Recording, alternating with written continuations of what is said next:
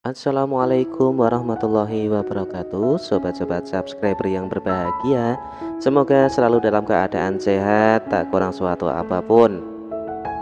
Nah, kali ini admin akan membacakan lanjutan novel dengan judul Akibat Pelit pada Anak dan Istri, memasuki episode ke-22 dengan judul Kerjasama Balasan Wita. Seperti apa keseruan kisahnya di episode ke-22 ini? Namun sebelum saya melanjutkan untuk membacakannya, untuk yang belum subscribe silahkan klik tombol subscribe, kemudian dinyalakan loncengnya supaya tidak ketinggalan jika nantinya ada update episode terbaru. Terima kasih. Sejak pesan pertama beberapa hari lalu, Mas Hanan seringkali menghubungiku. Dia minta waktu untuk bertemu, akan menjelaskan dan menceritakan alasannya 10 tahun lalu kenapa menghilang begitu saja. Tapi sepertinya aku sudah mati rasa. Kecewa dan benci yang dulu terpatri dalam dada rasanya begitu sulit terobati. Dia mengecewakan aku di saat aku mulai mempercayai semua janji-janjinya. Perih dan sakit, bahkan mungkin seperti tersayat sembilu. Saat para tetangga tahu kapan dia akan menikah denganku, bukan aku yang cerita, namun dia sendiri yang menceritakan keinginannya untuk mempersuntingku dengan segera. Tapi apa buktinya? Dia justru menghilang begitu saja tanpa segores kabar berita. Hati perempuan mana yang tak sakit? Hati wanita mana yang tak terluka? Bukannya diberi setitik penjelasan, dia justru lenyap seolah tak ada beban. Sementara aku harus mendapatkan beraneka macam cibiran dan gunjingan. Berulang kali dia memintaku untuk bertemu, berulang kali pula aku menolak. Tak banyak pesan yang aku balas, hanya beberapa yang sekira penting untuk dijawab.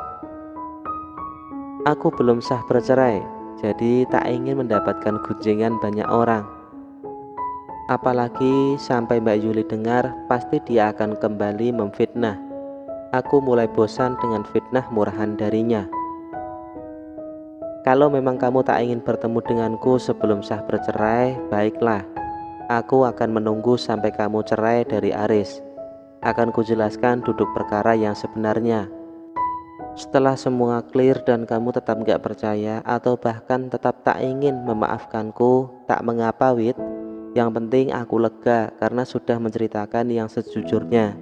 Aku yakin jodoh tak akan kemana. Entah apa maksud kalimat terakhir Mas Hanan. Aku yakin jodoh tak akan kemana. Apa itu artinya dia masih mengharapkan aku bersamanya?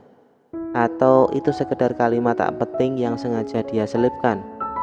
Aku pun malas untuk membalas. Biarkan saja sesukanya. Aku tak terlalu peduli lagi tentang dia.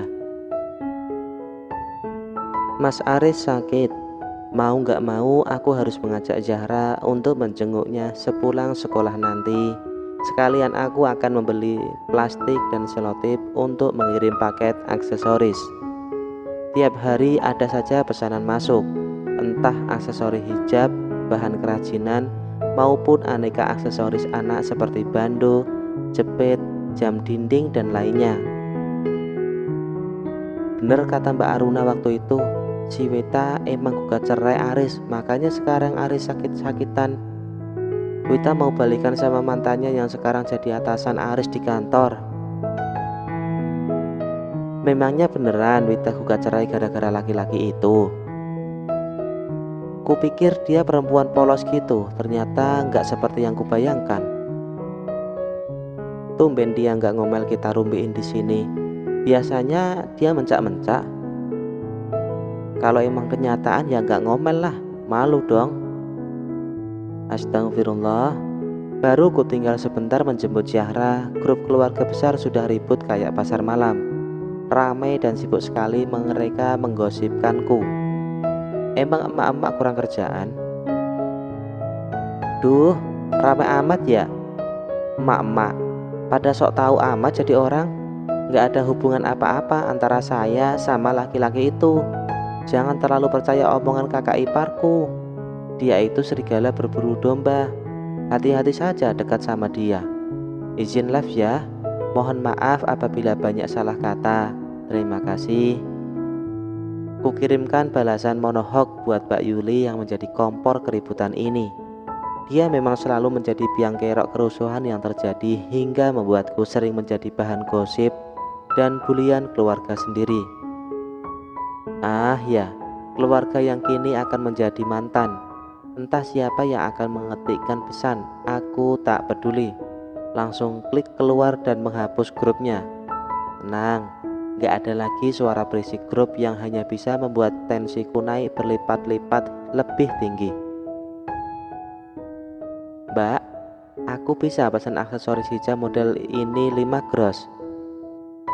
Harganya 35.000 per pieces kan ya? Pakai box yang cantik ya, soalnya mau saya pajang di butik dan toko busana muslim. Kalau bisa, besok saya akan kasih uang mukanya separuh dulu. Jika memang bos saya suka dan hasilnya oke, nanti bisa lanjut lagi kerja sama kita. Sebuah pesan muncul di aplikasi merahku yang biasa kugunakan untuk promosi YouTube dan aksesoris hijab. Banyak pelanggan yang datang dari sana, tapi pesanan gak semenakjubkan ini.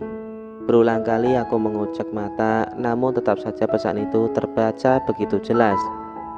1 gross ada 144 piece, sementara ini pesan 5 gross dengan harga 35.000. Biasanya kalau pesan banyak seperti ini aku kasih potongan harga 10%. Bisa dihitung sendiri berapa hasil akhirnya nanti. Menjual kerajinan tangan seperti ini memang modalnya minim, tapi kreativitas dan waktu sangat dibutuhkan, hingga tak bisa asal-asalan di setiap prosesnya.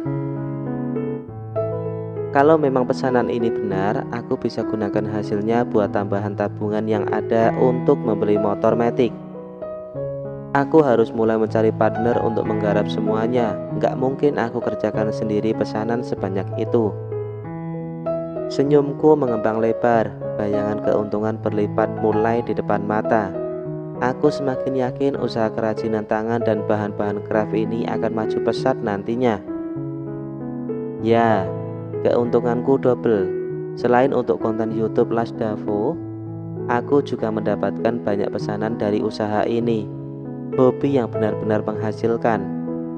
Aku semakin semangat untuk terus berkarya dan membuktikan pada mereka bahwa aku bisa hidup mandiri meski hanya dari rumah dan mengurus Zahra. Insya Allah bisa, Mbak. Pesanannya buru-buru dipakai atau enggak ya, Mbak? Soalnya saya harus mencari partner untuk mengerjakan pesanannya dan itu membutuhkan waktu. Tak semua orang bisa dan telaten membuat kerajinan tangan seperti ini. Gegas ku kirimkan pesan balasan untuk perempuan itu. Dia memperkenalkan diri dengan nama Aulia yang tinggal di kota sama denganku, Jakarta. Enggak buru-buru kok, Mbak. Yang penting hasilnya cantik dan tak mengecewakan. Kami siap menunggu. Nanti bisa dikirim dulu misal berapa lusin gitu, Mbak. Atau bisa juga saya ke rumah Mbak untuk mengambil pesanan sekalian silaturahim. Balasan dari Mbak Aulia yang semakin membuatku tersenyum lega, bahkan sampai membuat air mataku menetes saking bahagianya. Mungkin ini bagian dari doa-doa ibu yang selalu dia panjatkan untuk kesuksesanku selama ini.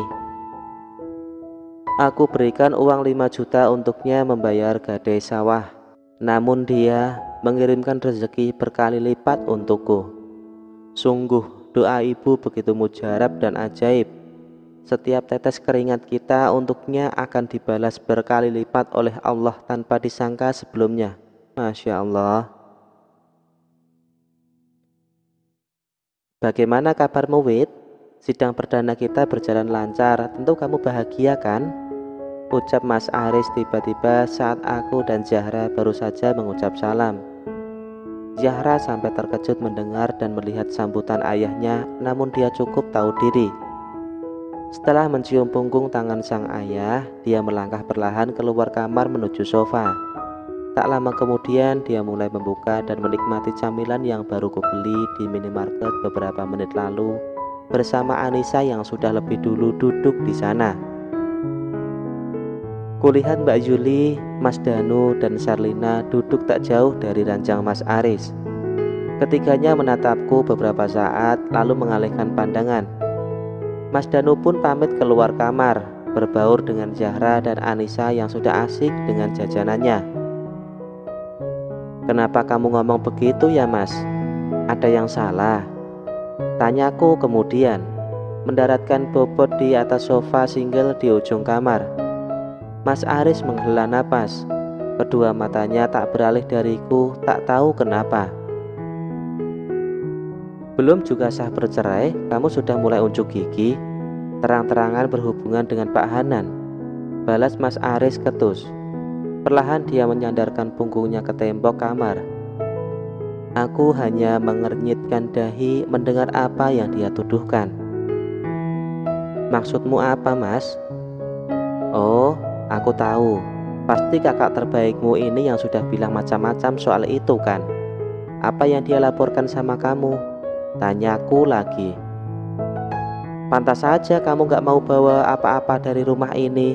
Semua sudah disiapkan Pak Hanan buat kamu.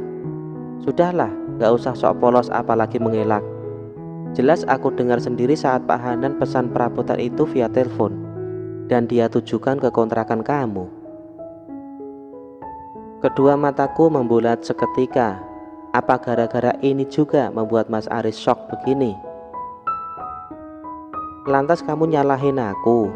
Aku gak tahu apa-apa soal ini loh Mas," balasku tak mau kalah. Mbak Yuli berdehem cukup keras. Suaranya membuat telingaku tak nyaman. "Lihat sendiri kan Riz, istrimu ini memang sok polos dan tak tahu diri. Jadi pantaslah kalau kamu cepat-cepat pisah sama dia. Tampangnya aja ya sok nggak punya dosa. Padahal..." Mbak Yuli tak melanjutkan ucapannya. Dia mencibir kecil sembari melipat tangan ke dada, benar-benar tampang menghina. "Eits, nggak usah sok ikut campur urusan orang deh Mbak. Urus saja rumah tanggamu sendiri dengan Mas Danu yang kamu bilang berantakan itu. Ngapain ngurusin rumah tanggaku?" "Terserah aku dong. Mulut-mulut aku kok kamu yang sewot? Aris itu adik aku. Pantaslah aku kasih nasihat buat dia agar tak kembali terjebak wajah dustamu itu," balasnya sengit. Aku kembali berucap istighfar mendengar omongannya yang nyelekit. "Gak perlu membela diri Wit. Kalau memang kamu gak mau dan gak ada hubungan apa-apa, harusnya kamu nolak, bukan malah kamu terima gitu aja," ucap Mas Aris setengah membentak. Ini orang bukannya terima kasih sudah aku jenguk malah mencak-mencak. Sakit beneran atau drama? Heran. "Lihat nih video kontrakan kalau gak percaya. Isinya cuma bahan buat kerajinan tangan, tempat masak nasi sama kasur lantai. Kompor pun belum ada karena aku masih beli di warung," balasku lagi. Kuperlihatkan video kontrakan yang masih kosong melompong itu ke arah Mas Aris. Beruntung kemarin bikin video itu karena ibu tanya soal kontrakanku. Ternyata sekarang ada fungsinya juga. Mas Aris mendelik kaget setelah melihat video itu sampai usai. Dia pun menoleh cepat ke arah kakaknya. "Jadi kamu membohongiku Mbak? Kamu bilang Wita menerima pemberian Pak Hanan. Nyatanya nggak ada. Kupikir mereka memang ada hubungan spesial di belakangku. Apa kamu gak sadar kalau kebohonganmu itu membuatku kepikiran dan sakit begini Mbak? Tahu begitu aku hadir di sidang kemarin, jadi bisa minta untuk mediasi di pengadilan," ucap Mas Aris dengan wajah menyesal. Dia mengusap wajahnya kasar, sementara Mbak Yuli hanya dia menunduk. "Gak perlu menyesal begitu Mas. Dari dulu memang kakakmu doyan bohong tapi kamu selalu percaya. Lagi pula gak penting juga mediasi. Buat apa? Mau mediasi ratusan kali pun aku tetap mau pisah sama kamu," balasku lagi membuat kedua mata Mas Aris membulat. Dia hanya menggelengkan kepala pelan sembari menatapku tajam. Demikian tadi keseluruhan kisah di episode ke-22. Nantikan kisah selanjutnya. Jangan lupa komen, like, dan subscribe. Kemudian bagikan cerita ini ke teman-teman Ambillah sisi baik dari cerita ini, buang hal-hal yang memang buruk. Terima kasih sudah menjadikan cerita ini inspirasi bagi kita semua. Terima kasih sudah menyaksikan. Wassalamualaikum warahmatullahi wabarakatuh.